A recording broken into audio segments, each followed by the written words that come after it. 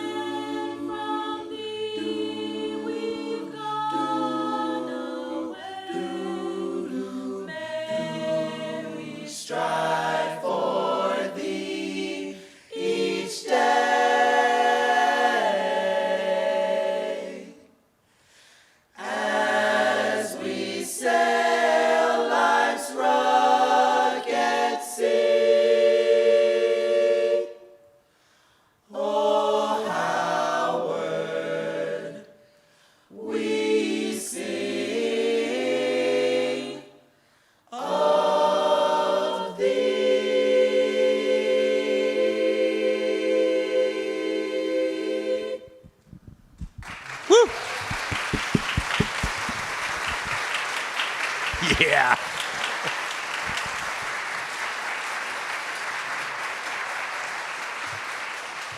That is easily the hippest alma mater I've ever heard in my life. Oh my God. How many musicians in the audience, right? Oh my God. Yeah, for any of you who speak music, it's not just that there are these cool, crunchy chords, but there's just substitution upon substitution. And it's, man, who wrote the arrangement? Our director and ensemble founder, Kenatra Miller. Kenatra did. Yes, she arranged this back in 2005, I believe. Good Lord, it must be fun to sing also. It's quite the challenge. Yeah, I can imagine. What we'd like to do today is as I was saying before, that we've got an incredible team here. Not only Tyree Austin, who was just leading the group here today and has just recently graduated from Howard University. But we're joined also by Dr. Psyche Loui and by Dr. Jacquelyn Kulinski. And what we'd like to do is explore what this entire conference is about, which is this connection between music and science, the mind-body connection. And I was thinking about where the overlap is for the four of us.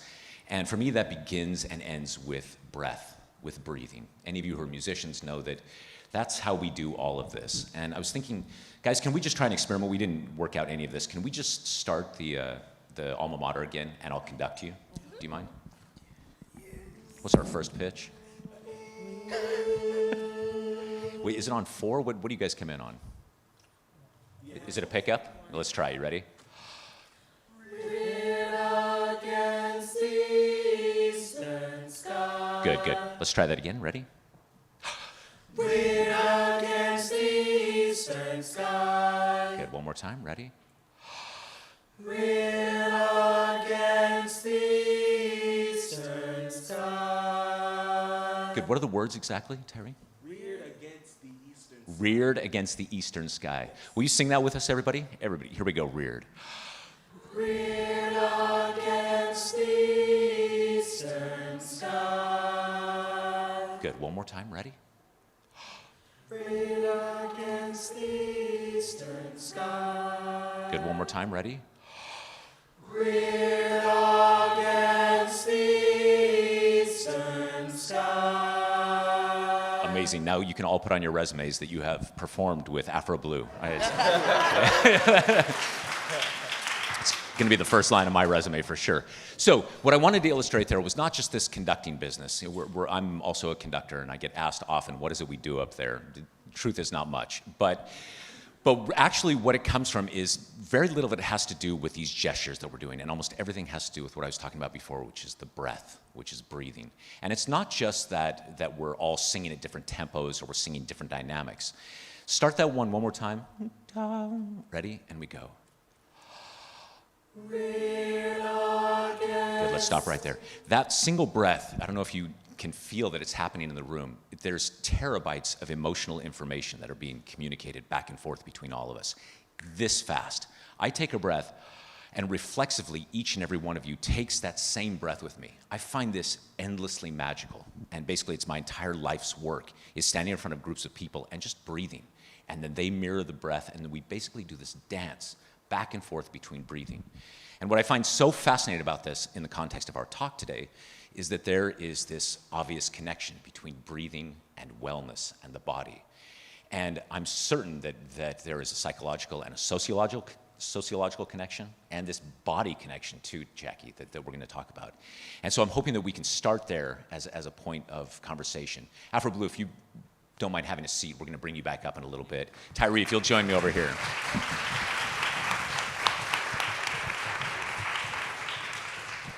So let's start there broadly. With the context, as we said today before, that knowing that we've got a bunch of musicians and a bunch of scientists here, let's talk at a high level, science and music together. Psyche, talk about your work and the connection between music and mind and body. Wow, my lab studies the cognitive neuroscience of music. So I trained as a neuroscientist, but I also play violin and piano and have played music for a long time and love playing with people. I think the setup about why breath makes such a big difference in how you come in and how you communicate that emotional intent comes down to the way music sets up a set of predictions that then engage with your reward system, right? So why is it that music sounds good? It's even if it's dissonant, right? Music doesn't have to be consonant all the time. In fact, these tension, these crunchy chords kind of beg that need to then be resolved, and that tension resolution is part of what's exciting. And I think breath cues are part of that, right? It sets up a prediction that signals to other people that we're in this together, where this is one moment that we're all going to focus on. And that is part of why music is such a powerful agent of social bonding.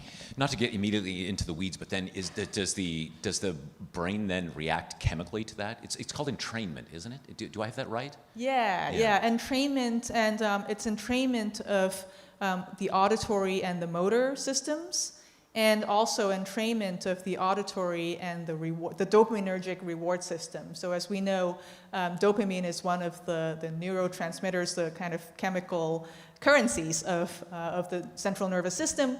And by setting up the dopamine bursts, to essentially have those reward signals show up at just the right times, that's how the brain learns, and that's how the brain learns to keep seeking out new cues so that music ends up continuing to be rewarding. I love that. I actually think that's how we should recruit for choirs from now on. Get your dopamine hit here. Yes. Definitely. And then Jackie, your studies have to do primarily with the body itself, right? Sort of south of the head. Yeah. Can you talk a little bit about that? Yeah, definitely, Eric. So I'm a cardiologist by training, and so I not only do clinical care, but do research as well. And I work with a phenomenal group of music therapists and music professors to really complete the team, right? And with regards to the heart, I'm sure many of you have heard of the kind of mind-heart axis, right? So I think some of the music benefits are from, the connections of the brain and the heart. But I think the other potential benefits on the heart are potentially unrelated to the brain. And so more specifically, I study endothelial cells in my lab. And for those of you who are not familiar with endothelial cells, they're a single layer of cells that line the inside of the heart valves, and the inside of all of our blood vessels, from the largest blood vessel, the aorta, to the smallest, the capillaries throughout the body. And it's actually the biggest organ in the body. Not many of us know that. It is the largest organ, is the endothelial cells. But what I have found in my lab is that even singing for about 15 minutes can stimulate those endothelial cells. And what that does, it releases this chemical called nitric oxide, or NO. NO dilates our blood vessels, increases blood flow. It's also antithrombotic, prevents blood clotting, prevents plaque from forming in the blood vessels. So these are really fantastic signals that I think are happening independent of potentially what's going on up here.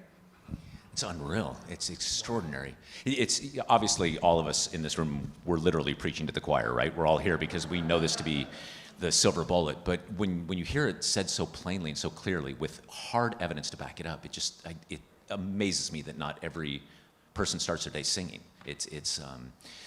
Well, we're working on that. And can I ask this, is that more for group singing situations, or is it just if I sing by myself in the bathroom, or if I sing in Eric's YouTube choir, right? Or if I sing in a gigantic choir, are the effects synergistic at all? So the results that I just told you about were not part of group singing. These research subjects were recruited, and they were singing along to a pre-recorded video by a music professor. And so there was a warm-up period followed by the Star Spangled Banner in various tempos and rhythms. So they were singing on their own, right? And some of the research team was around there collecting data, but this was singing on their own. And for me, that's immensely important because I'm not a musician, for the audience out there. In fact, I love singing when nobody's listening. So I do that, so right? Singing in the car, singing in the shower, but knowing that you can still get the benefits, right? Singing alone, singing solo, versus singing in a group where I'm sure there's other benefits. We know there's other benefits, especially those social connections. yeah, and so Tyree, you started as a solo singer or as an ensemble singer? I actually started as an ensemble singer. So my foundation actually was in the gospel choir at my church. So communal singing was kind of what my foundation was. And then it wasn't until when I was about a few years older, 7, 8 years old, in which I started cultivating that gift as a solo artist and becoming more confident in knowing that I could sing in front of audiences. Yeah. And do you think, you and I are the non-scientists here, Yeah. so we do all of this intuitively. The obvious answer to this, even before I ask the question, is it just makes you feel better, right? Yes, it's music just transcends everything within this reality sometimes. It's just like, it's a way in which it's unexplainable sometimes that the emotion and the feeling that you can get from just singing your favorite song. Right. Right. One of the things, we were talking about the difference between group singing and individual singing. So I have a professional choir in London. And several years ago, a woman named Dr. Daisy Fancourt did a couple of studies First on my choir and myself, and so we got hooked up with, we had EKGs done before, during, and after the performance. She did 800 saliva tests on the audience members before, during, and after. Yeah, it was one of the weirder concerts I've ever been part of. But she did a hardcore study about what was the effect of all of this on us and on the audience. And the top line is, turns out singing and listening to singing is good for you. So no news there. But what was fascinating was the physiological effects, right? That if, I want to make sure that I get this right, but that there was massive spikes in oxytocin and endorphins and dopamine, and a profound reduction in cortisol, right? The stress hormone. These are all happening physiologically. And it became clear to me, Tyree, to talk about what you were talking about, is that actually that emotional experience we're happening is very much a chemical experience. I suppose you could argue that all emotional experiences are at their base chemical in some way. Yes.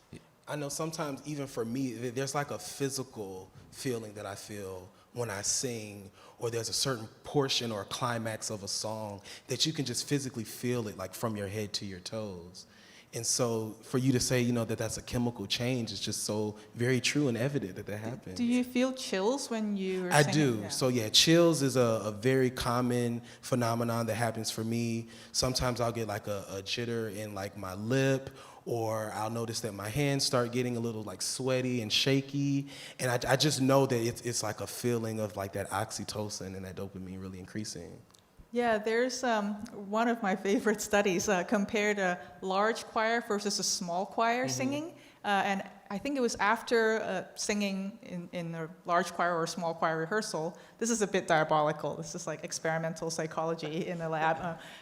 They had the singers put their hands in an ice bucket and measured how long they could withstand the pain for. And the folks who sang in the larger choir kept their hand in the bucket for a little longer.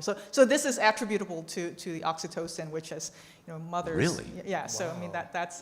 So the idea that the larger the group you're singing in, the more profound the effect of the oxytocin. Which gets into this evolutionary effect of music for social bonding.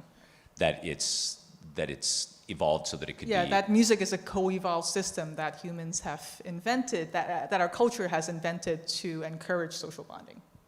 How beautiful is that? Wow. Yeah. So, yeah, actually, that's yeah, it's so then, Jackie, when you're studying the individuals, for instance, did it matter what they were singing, or could they sing anything for 15 minutes? So initially, that pilot study that I mentioned, they were all singing the same thing. Now that I have a larger NIH-funded study, we know that music selection is important.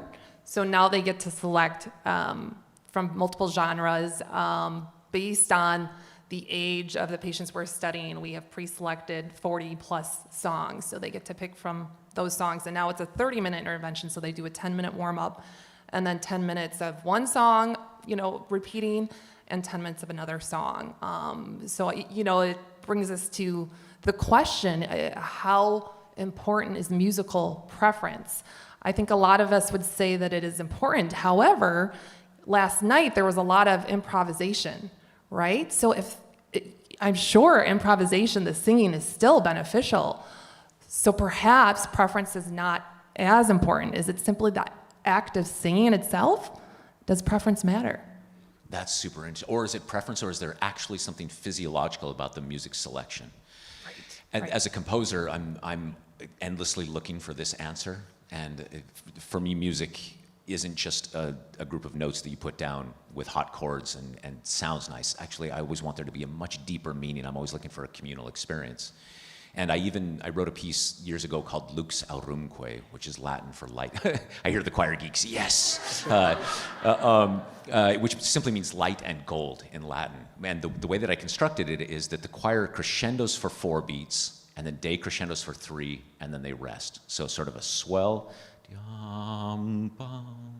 And my idea, before I'd written a note of the music, was that I was going to help teach the audience how and when to breathe without them knowing that they were being taught to breathe. And it works, actually. If you do the piece right, it's all based on that endless motive, and you kind of shake it up and teach them later on how to breathe ecstatically and then with chills down your spine. But that even after a 4-minute piece, you can just feel the audience settle in.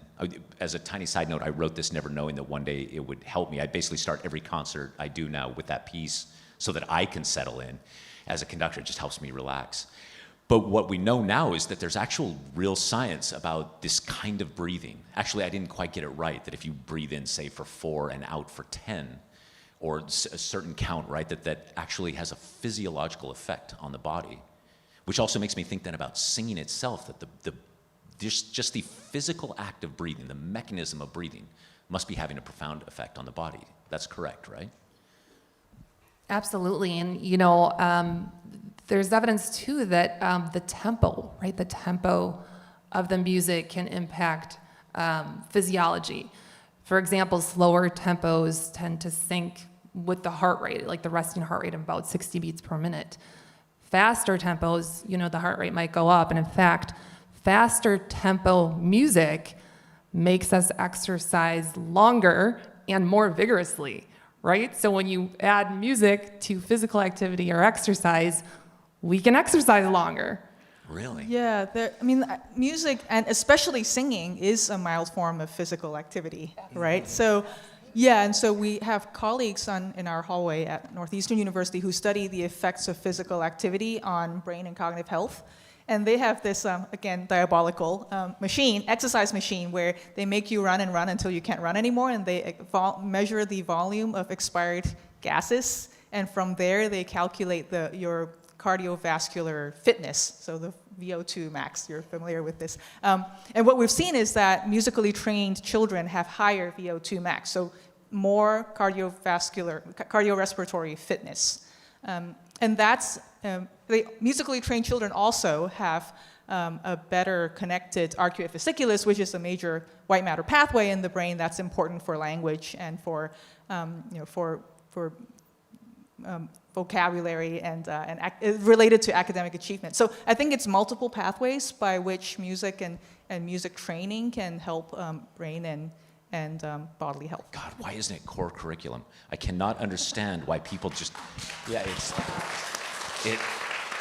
it's nonsensical to me that if you have something with such clear data that is so good for so many people in so many different areas, why not do it? It just makes no sense. Tyree, we were talking just now about the tempo and about the effect on the audience. How aware are you of the people that you're performing for when you're on stage? I'm very aware for the people that I'm performing for, simply because I want to give them that musical experience that they deserve with being members of the audience. Usually when I perform, I want to create music with the audience. I don't like to look at it as I'm just by myself and they're consuming me, but they're a part of the concert. They're a part of the experience of what's going on stage. So I really like to make my experiences very communal on stage. Yeah, I totally agree. Yes. I had a breakthrough years ago. I would get enormous, just terrible stage fright before I'd go out. I don't know if you've experienced that. Oh, definitely, yeah. Right. It's gotten better though. I've learned how to channel my fears in different ways when I'm on stage, like to transcend that energy to making it a good show and putting it somewhere else. Well, one of the things, I don't know if you use this, but I think you do because you just kind of alluded to it, that finally clicked for me was realizing that actually my job up here is to take the audience from one side of the river to the other. Yes, that's right? true. It has nothing to do with me. I have a job, and it's about helping these people. And the moment my platform shifted to service, definitely. Then you become excited and not afraid, yes. right? You can't wait to help people. Yes, because I always think it's just when you're on a stage and you're performing for an audience, you never know what that person is coming in with.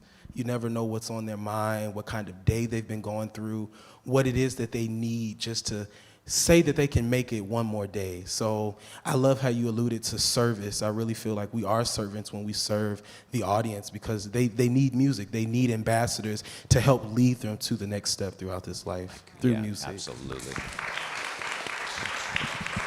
I talked a little bit about this before, that when I'm composing music, I'm like every note I would say is in service in a way. It's designed to guide. In fact, before I write a note of music, like I was talking with Light and Gold, where it's got this breathing motive, I'll do these big schematics of the piece that I call emotional architecture.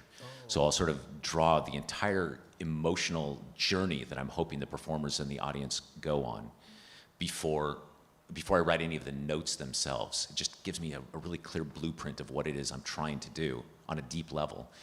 And what I'm looking for from both of you is how can I do that better using all of the data that you have scientifically, if you know what I mean. I'm not looking for specifics, like, trust me, D flat major, that's the way to go.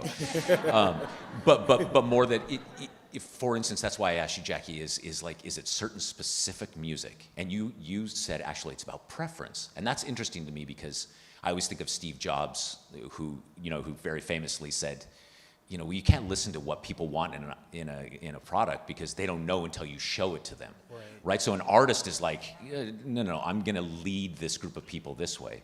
But there's this other kind of way of doing things, which is I guess, what button does the monkey keep pushing in order to get the dopamine hit, and is that the answer? Well, Steve Jobs also said, stay hungry, stay foolish. And I always love that because it keeps you from being kind of thinking that you already know the answer, and then kind of being soft in the middle, and then not really making something that's genuine and new and exciting for the audience. So I think what's really fun to me is thinking about music not as a universal language, but as a shared language between you and your audience, right? So the musicologist Fred Laerdal once said that a successful performance is one that connects the intentions of the composer and the audience. So that kind of conduit idea. But so I think part of music making and composing and improvisation is creating new culture. And so you're contributing to an evolving culture. And the way that there's a exciting new paper about cultural evolution as bivocals. So you think about, like, I'm not old enough yet to use bivocals, but you can have like Hey. I'm literally wearing bifocals right now. But so you can look far and you can look close, right? So, and if you think of a cultural artifact, there's part of it that you're using to appeal to tradition, right? So like in jazz, for example, there's like trading fours, right? 4 bars here, 4 bars there, that's a tradition. And then there's the innovation part, where you take what you already know and kind of come up with something new. So it's this tension between the far-sighted and the near-sighted that together makes the evolution, makes the cultural artifacts move forward. So that's not really a neuroscience level answer, but I think that probably the same ideas of dopamine and oxytocin and the reward system and prediction learning kind of play to that at some level. Well, so for instance, then, one of the ideas that I've had, I met with some Apple people a couple of years ago about the sensors in their watch, right? And the conversation we had was basically the idea that if you could get enough biofeedback from the sensors eventually, that in theory, you could have a kind of algorithm that was generating music in real time that would be designed to, say, take you from a state of stress to a state of calm. That actually it would be sort of music for you only, right? Custom made for you in real time. So super cool idea. Who knows if it even works? But it kind of goes against everything that I typically think, which is these like hyper constructed experiences. Do you know what I mean? As opposed to, and so that's, I think, what I was asking about, Jackie, in terms of your study. Is the answer in preference, right? Is what music you hope to hear, want to hear, or is there a deeper truth in your body where it's like, actually, this is the music you need to hear? Oh, such a fantastic question, Eric. What I will say is one of the projects that I have going on now, a separate project, working with some engineers at University of Wisconsin-Milwaukee, so a neighboring institution. They're experts in machine learning. And so what we're doing is taking the 40 plus songs that we have as part of my large NIH study and looking at heart rate variability data that we've collected from all the research subjects and trying to see if there are any correlations between a specific song and what we're seeing happen to the heart rate variability in a given patient. Just to answer exactly what you're saying, like, what is driving it? Maybe it's not the genre, maybe it's not even the tempo, but are there those associations there? And can we figure them out? Can we learn more? Right? There's Tyree, I know you know what I'm talking about. There's certain chords, certain combinations of notes, the actual combinations of notes that just seem to unlock something, right? It's like, what? And I don't know if it's cultural, like we grew up with a certain thing and then you twist it a little bit. It's like, whoa, what? Or if this would work across time and across culture, you could play for any group of people at any time. They'd be like, whoa, I don't know what that is, but I need more of it. Do you know what I mean? Yes, I know that feeling that you mean. Like specifically, like, you know, for jazz, for 2-5-1s. Exactly. You know, like everybody knows that sound, and it's just such a common tradition in jazz that it's like a foundational thing that everybody can relate to. Yeah, and then you wonder if 2-5-1 is just traditional. It's something, you know, that it goes back, say, 90 years, 100 years to the beginnings of jazz, or actually if 2-5-1 has its roots in just the governing laws of the universe, right? Yes. That they're basically, right? That, yeah, sorry, didn't mean to go there. There are probably perceptual principles that are quite common across people that are somewhat biologically determined. But then so much of our experience is being in the culture, right? Because have heard jazz, that 2-5-1 becomes so ingrained. Mm-hmm. I mean, I think some of my work has actually been looking at alternate musical systems that are different from where you can't have 2-5-1s because the note categories don't exist in those steps, like mathematically. And it turns out that people still learn to like new music. So that's very exciting for a composer, I hope. Right? It's like there's so much that the brain is able to learn very rapidly by just being statistically exposed to sounds in the environment. Yeah, it's so interesting, isn't it? Is it sociological or is it? I have this half-baked, well, three-quarters-baked idea that actually the best works of art, and certainly what I aspire to write, are the pieces where the governing laws of the piece are embedded in the piece itself, so that you don't need to come to it with any cultural background. It's actually going to be taught to you in real time. And that the best pieces, I think, in classical music, I think of Rite of Spring all the time, Stravinsky. That is a dense and difficult piece. Yes, it is. And you can kind of play it for anybody, and somehow they just get it. I always think of my mom as she's the ultimate. If my mom can hang in there and get it, then something is working. And my mom was just captivated and I'm convinced that that's because Stravinsky is teaching the audience, teaching the listener from the very beginning, here are the rules of this little world that I've created. Mm-hmm. So that by the minute 3, you're like, yep, okay, take me on this journey, I got it. And then you're kind of willing to go anywhere, right? It can be dissonant or consonant or beautiful or strange or Western. I want to shift gears real quick, Jackie, because before this started, we started talking about the vagus nerve. And God knows on any of you TikTokers, that's all they're talking about now. At least that's my entire feed is vagus nerve, which probably means that I'm incredibly stressed out, and TikTok knows that. But can you talk first just an overview of what that is, and then how you've seen that affected in your studies? Absolutely. So, this came up last night for those of you who made the concert a little bit. Renee asked about the vagus nerve. So the vagus nerve is the 10th cranial nerve. It starts in the brainstem, so the very bottom of the brain, the top of the spinal cord. But it's the longest nerve, so it actually travels down, to our larynx in the back of our throat. There's a branch that goes around the ear and can sense sensation or sound right in the ear. And there's some innervation of the larynx and the vocal cord and the muscles that produce sound. And then it continues going downward to the heart, where it innervates the sinoatrial node, which is our electronic pacemaker. That's where our heart rate starts. It continues past the heart and actually into the gut, below the diaphragm. So when you hear brain, heart, gut axis, right, they're usually referring to the vagal nerve. There are two components to the vagal nerve, right? So there's the autonomic nervous system, right, that has two separate parts, the fight or flight sympathetics and the rest and digest parasympathetics. When we stimulate that vagal nerve, we get more parasympathetic tone, so more of that rest and digest tone. Both sympathetics and parasympathetics are important for the human body. There's no question about it.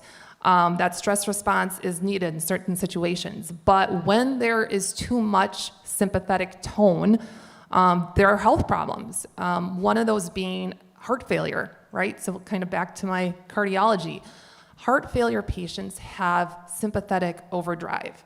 And so a lot of the treatment that they receive in the form of medications is really sympathetic blockade. So beta blockers, ACE inhibitors, and ARBs, things that kind of bring down the sympathetic tone. But that's why singing and even listening to music really is something we need to learn more about, because it stimulates at least that vagus nerve. If we can stimulate that with singing, parasympathetic tone, right? And can we improve their balance? In heart failure patients, can we improve that balance of parasympathetic and sympathetics without having to use as much medications, right? Has anyone in the audience ever felt like the music made their heart skip a beat? Yeah, Or like feeling in the pit of your stomach? yeah. That's what that is? That's amazing. There's a lot of research waiting to be done there. Yeah, truly. This, I just want, I'm actually getting this 5 minutes. So I feel like I could talk to the three of you for the next 3 hours. This is, it's unbelievably fascinating and essential. With our remaining 5 minutes, I want to bring back up the Wizards and Afro Blue. Guys, will you come back up?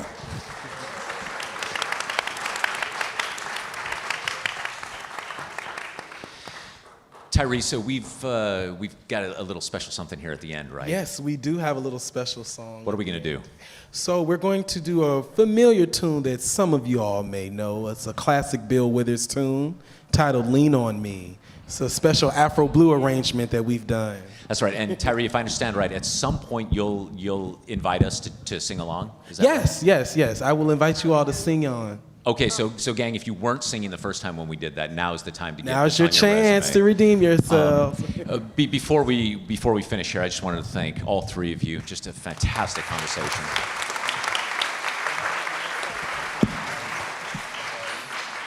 And once again, to thank you for the essential work that you're doing. I think it's brilliant. It feels like the cusp of something so important that decades from now, people will look back and say that this was a watershed moment in health and the arts. I'm humbled to be a part of it with all of you. Afro Blue, take us away.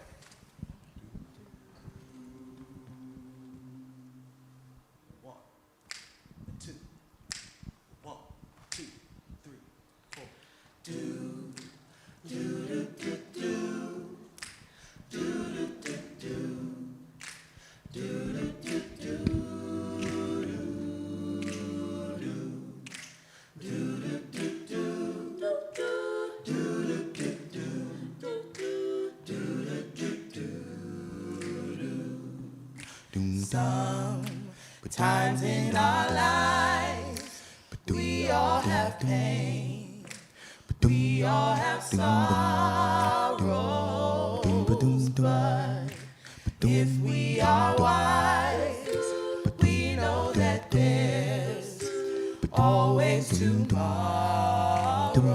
Lean on me when you're not strong, and I'll be your friend.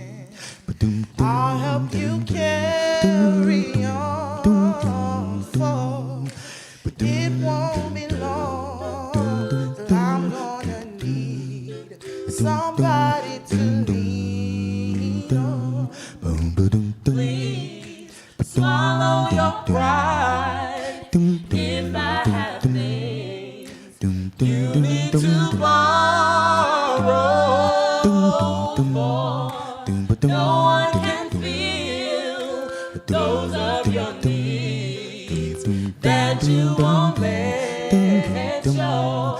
So just call on me, brother, when you need a hand. We all need somebody to lean on, and I just might have a problem that you'd understand. We all need somebody to lean on me when you're not strong, and I'll I'll be your friend. I'll help you carry on. It won't be long till I'm gonna need somebody to lean on. So just call me brother when you need a hand. We all need somebody to lean on. And I just might have a problem that you understand. 'Cause we all need somebody to lean on. There is a load you have to bear that you can't carry. Right up the road, I'll share your load. If you just call me, now won't you call me? Call me brother, why don't you call on me brother? Why don't you call on me sister? Lean on me when you need a friend. Why don't you call on me? Why don't you call on me? Why don't you call on me? Why don't you call on me? Why don't you call on me? Why don't you call on me?